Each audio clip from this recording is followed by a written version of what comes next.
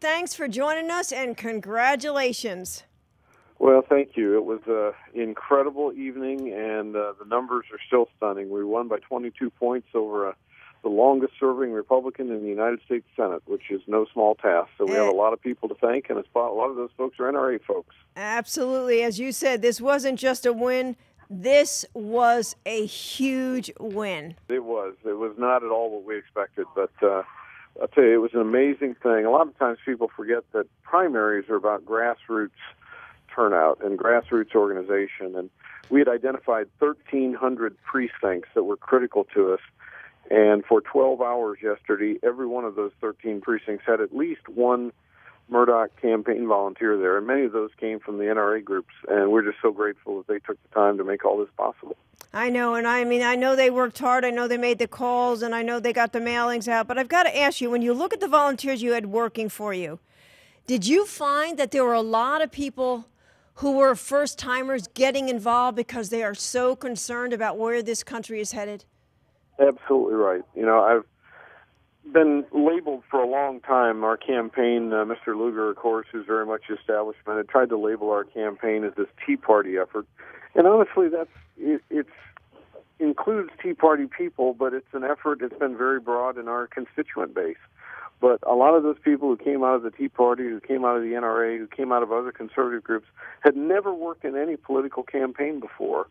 And when I speak to them, as I've done over the many months, I ask them why, and it's quite simply because they fear for their country. Mm-hmm. They see things happening they just don't relate to here in the United States of America, and they fear for what the next generation is going to have. And so they've decided to take a stand, and God bless them. Boy, they were outstanding on Tuesday, and they made a huge difference.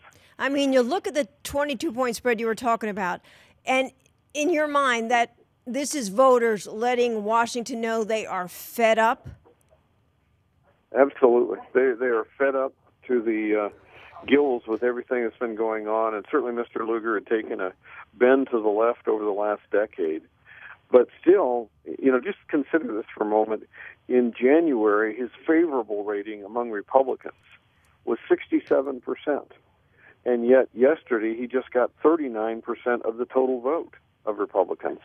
So he just got pummeled from January until May 8th. And as I say, the shockwave of that is still reverberating through the Republican establishment, not just here in Indiana, but nationwide. Oh, and you know what? You've got everybody talking about it. You've got John Kerry weighing in on this. You've got the Vice President Biden weighing in. I mean, you're really shaking things up. Well, I understand, too, that even Wasserman Schultz was talking about me. So, you know, we've had for many hours over this past few months, we've had a 88-year-old gentleman named Harlan who's been a volunteer in our office. And during World War II, Harlan was in a bomber flying over Germany, and we were remarking about how all these people have been taking shots at us. And he said to me, he said, "Richard, you need to understand what I learned in 1944. When you're taking the flak, you're right on target." So That's pretty we've been good. operating by that philosophy for a long time. You know, and I got to ask you, you're state treasurer. You know what it's all about. What made you decide to run? What makes you think you can change things if you come to Washington?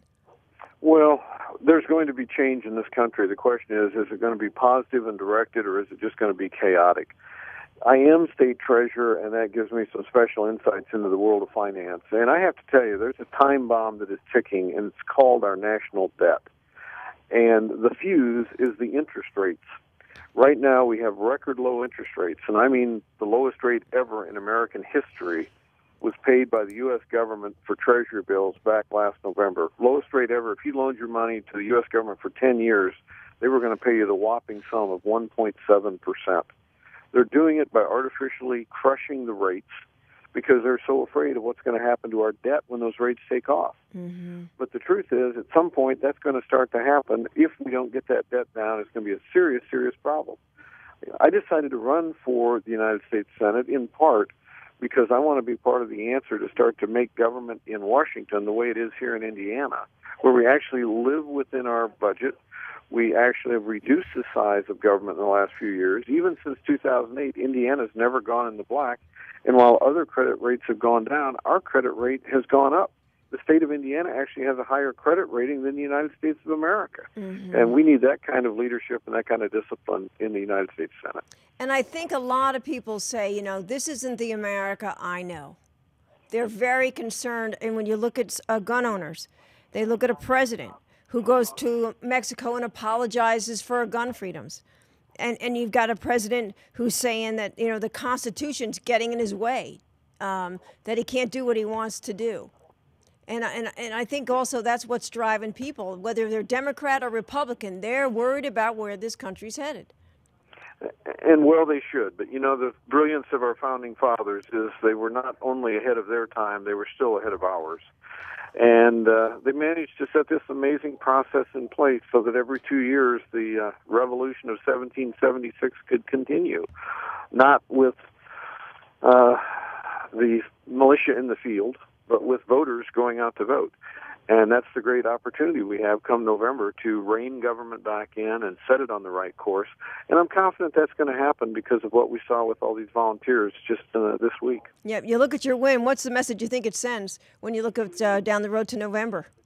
I think it sends two messages. Number one, that individuals still matter. When you mobilize a group of citizens, they're going to go out there and work and make things happen beyond, I think, even their expectations. And number two, certainly was sending a message that Hoosier Republicans, Indiana Republicans, want the United States Senate acting on a more conservative course, not on the path that Dick Lugar was acting. All righty. So for you, it's on to November. Are you expecting a tough fight? Oh, sure. It will always be a tough fight. The Democrats think they have a chance, but believe me, I have but two words for the Democrats as they look forward to this race, and that is bring it. We've got a history of won statewide twice. I got 62% of the vote, led the ticket in 2010. No state treasurer had ever done that yesterday. To defeat the longest-serving senator in Indiana history and currently the longest senator serving in the United States Senate was no small thing. So we've got a great name ID. We've got conservative credentials that the people of Indiana like. And it sounds like you got a great grassroots machine working for you. We do, and it's only going to get bigger. It's only going to get bigger. All righty, Richard. I know a long night for you, and congratulations again. And we'll be watching and stay in touch, and hope to talk to you down the road. All right. Well, thank you very much. We'd be glad to be back with you in the future. And tell your listeners, please check us out at richardmourdock.com because we do need their help.